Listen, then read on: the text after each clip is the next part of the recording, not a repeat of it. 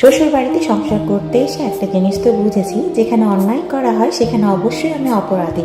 তবে অন্যায় না করেও যদি আপনাকে দোষী সাব্যস্ত করতে হয়, সেটা এখানেই এখানে সত্য বললে আমি বেয়াদব, মুখে মুখে কথা বললে আমি অভদ্র। মোট কথা, এখানে আমার কোনো শখ থাকতে নেই। বাবার বাড়ি থেকে কোনো কিছু আমি শিক্ষা নিয়ে আসিনি।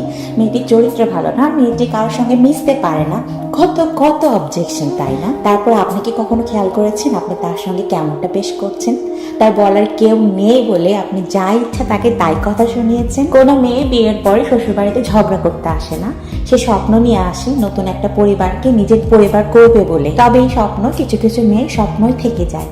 যে স্বপ্ন নিয়ে বাসা বাঁধতে সে আসে, সে বাসায় তার কোনো জায়গা থাকে না, যেখানে তার বিন্দু পরিমাণ অবদানকেও শূন্যতেই রাখা হয়। সেখানে আর কি বা বলার। তারপরেও আমরা সংসারকে ভালোবাসি, আমরা প্রত্যেকে আমাদের সংসারের মায়া আটকিয়ে যাই। আর আমরা সবাই এটাও জানি, মায়া এমন একটা জিনিস, আপনি ছাড়তে চাইলেও মায়া আপনাকে ছাড়বে না।